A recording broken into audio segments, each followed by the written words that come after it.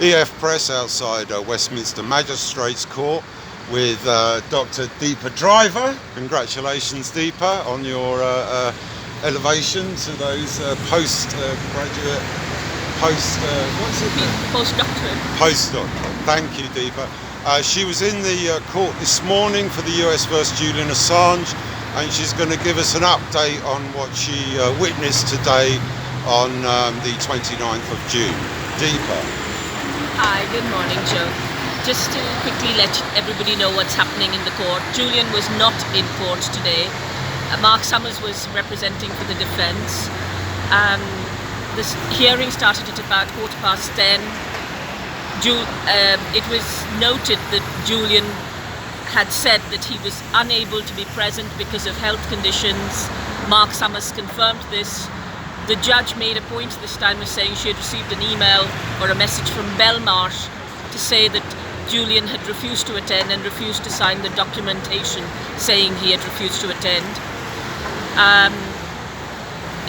Marc made the point that he was unwell and therefore unable to use the video link room, but the judge asked for medical evidence if Julian was not able to attend in future. So that's the first thing. The second bit of information is that the next procedural administrative hearing is on the 27th of July at 10 a.m. again at Westminster Magistrates Court. Julian is expected to appear for that. The third is that they don't yet have a court confirmed for the final hearings, but it looks like it might be Central Court, that is the Old Bailey. There were questions. Judge Barretza asked if the defence had been served the superseding indictment yet, and Marc confirmed. Great support from the road here, by the way, from vans and others driving past. Marc confirmed that the defence has yet not been served the documentation. The judge said she had received an email with details of the superseding indictment. We don't know what details and whether it includes the indictment itself. Marc pointed out that it would be difficult for the defence, given that the defence has been given a July 10th deadline for submitting any rebuttal documentation, not rebuttal, but to say that he should not be extradited, the documentation that they will put forward, but that they have not been given enough time, and it was quite surprising. The word he used was he was quite surprised, which I guess is a very gentle, lawyerly way of saying he was horrified that the media heard about it before everybody else and in the legal team did, which suggests the complete lawlessness of this process and the complete lack of attention to due process when it comes to following through on the necessary procedures in relation to Julian. Marc also pointed out that given the difficulties in finding a venue for the September 7th hearings, it was very difficult for them to make any changes at this late stage to vary the timetable in order to get to that hearing, were they to take into account this superseding indictment. So a very worrying time, I think, for all of us. There are a few things that I wanted to point out to everybody out there. Firstly, there is a second letter that has gone out in the Lancet with medical professionals, including those at the Medical Journal of Australia now, recognising that there is something seriously wrong in the treatment of Julian Assange, that he is being subject to psychological torture.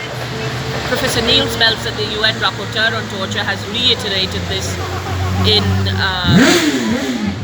sorry about that, lots of road noise. Professor Niels Meltzer has reiterated this in his torture message. What is really amazing is that Pompeo now issues a tweet saying he honours the victims of torture. I'd also direct you to the analysis. There's a particularly interesting article in relation to the irregularities in the case in Gizmodo this week. I'll share that with Joe and perhaps he could put it alongside the article. But the way the superseding indictment is being progressed shows how scared the US prosecution are about the weaknesses of their case.